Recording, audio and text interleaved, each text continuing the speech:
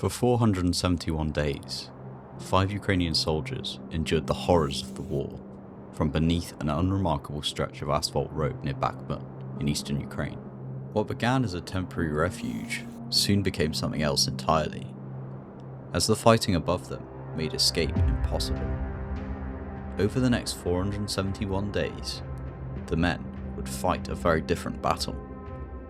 One against isolation, hunger, and the constant threat of discovery. This is their story, told through the testimony of one of the men who survived.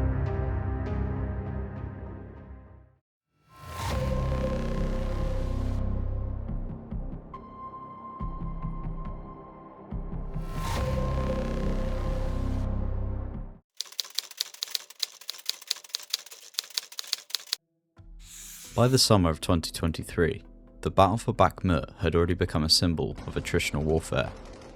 Block by block, trench by trench, and tree line by tree line, beyond the city itself, Ukrainian forces continued to hold roads and approaches across a front increasingly watched by drones.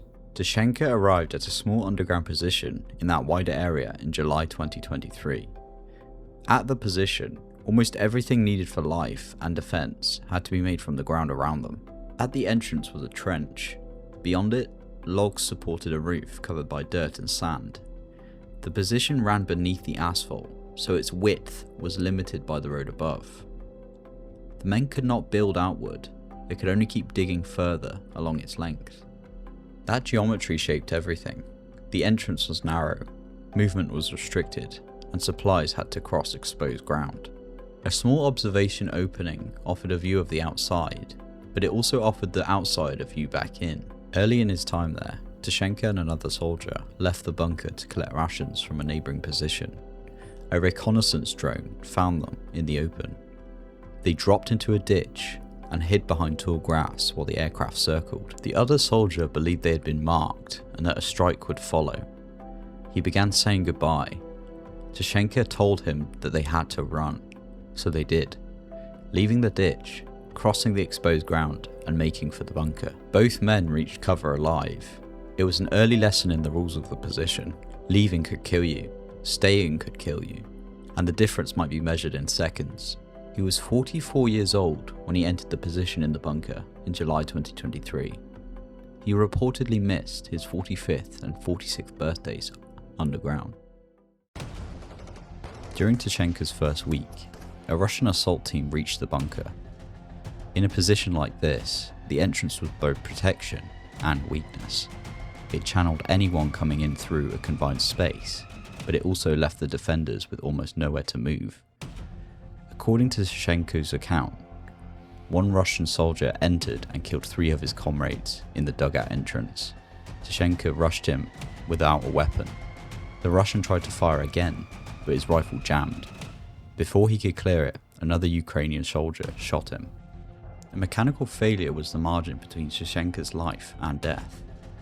A few days later, the group lost another man. Reinforcements did not arrive.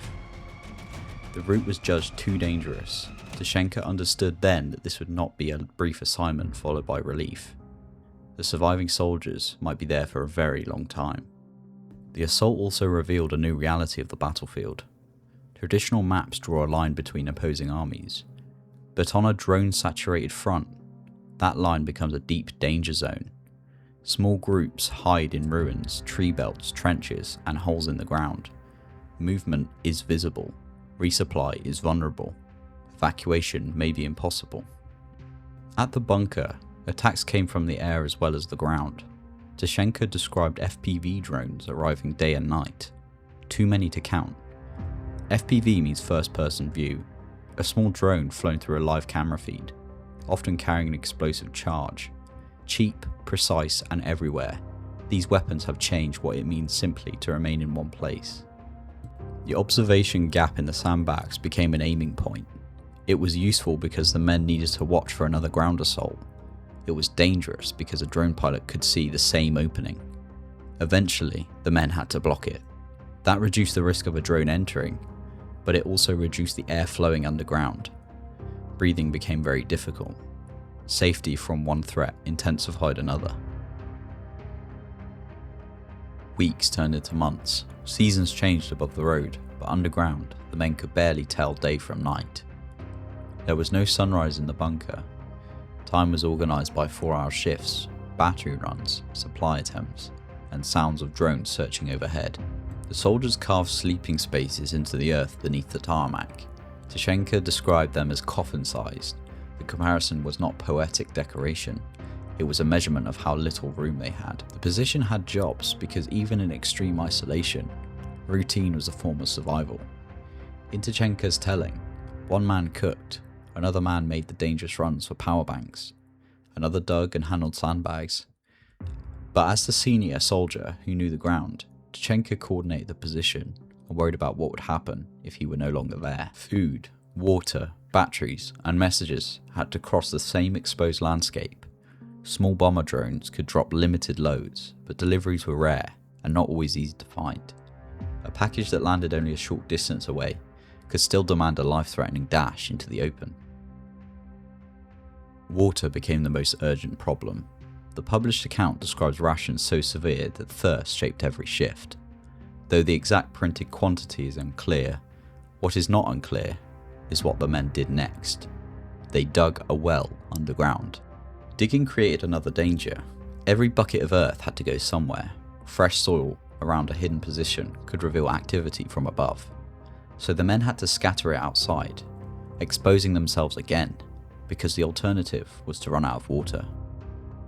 Power mattered almost as much, but once every 2 weeks, when conditions allowed, a soldier could make a nighttime run towards another bunker, where batteries could be charged. Without power, there was no equipment, no communication, and no reliable connection to people waiting at home. The men recorded messages for their families on flash drives. During supply runs, the drives went out with depleted batteries. From a better connected point, the recordings could be sent through Starlink. Replies came back along the same fragile chain. For Tyshchenko, the voices of his 5 children became a reason to continue. He later explained that their support gave him strength. He did not want to die and leave them alone. Underground, those messages were not simply news from home. They were proof that another world still existed. Meanwhile, the bunker itself kept changing. Explosions opened up small breaches. The men filled them with homemade bags of soil. Later, strikes blasted those bags apart, throwing dirt across the interior and over the target. Sections collapsed, and the men were confused, their ears ringing. From the surface, the asphalt could still appear intact. That made it difficult for headquarters to understand how damaged the bunker had become. Above ground, a road. Below it, a structure repeatedly broken, patched, and excavated by men who could not safely leave. In most lives, endurance is described as moving forward. Here, endurance meant preventing the same few meters from disappearing. While Tyshchenko remained underground, the world above the bunker continued without him. Governments changed. Arguments over military aid, negotiations, territory, and the future of Ukraine shifted from month to month. On television, the war was discussed in maps, percentages, and political statements. Inside the position, the vocabulary was very different. Water, batteries, oxygen, soil, sandbags, and weather. A change in the wind could affect a drone flight.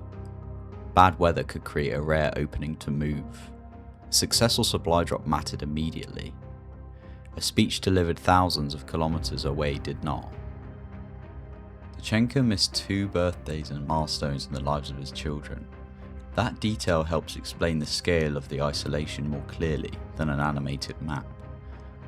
The war did not only take time from him, it removed him from the ordinary evidence that time was passing. Eventually, Tyshchenko's family pushed for him to be removed. After a change of commander, the situation was reconsidered, and orders came to prepare his departure. But leaving was not a matter of climbing out and walking away. The first attempt was abandoned because of Russian drone activity. Tyshchenko then waited another 3 weeks. He used that delay to prepare the men who would remain, where supplies tended to fall, which landmarks could be recognized at night, and where Ukrainian and Russian improvised explosives might lie. He worried that knowledge accumulated over hundreds of days existed mainly in his head. a newcomer could enter the position in darkness and know almost nothing about a few kilometers around it. Tyshchenko wanted the routines to survive his departure, because the position would still need to function without him. When the chance finally came, bad weather helped suppress the drones. The route out was a little over 3 kilometers. On a normal road, that distance is unremarkable, but after more than 3 years underground, it was an ordeal. His muscles had weakened, open air had made him dizzy. His body had adapted to the bunker's stale and restricted atmosphere. Struggled with the effort and the sudden abundance of oxygen, still, he made it out. Other members of the position left around the same period. According to the published report, one soldier remained at the bunker where Tyshchenko later gave his interview. That matters because Tyshchenko's exit was not the same thing as the position ending. The story continued after he walked away from it. When Tyshchenko finally made it home, he received the title Hero of Ukraine, the country's highest national distinction.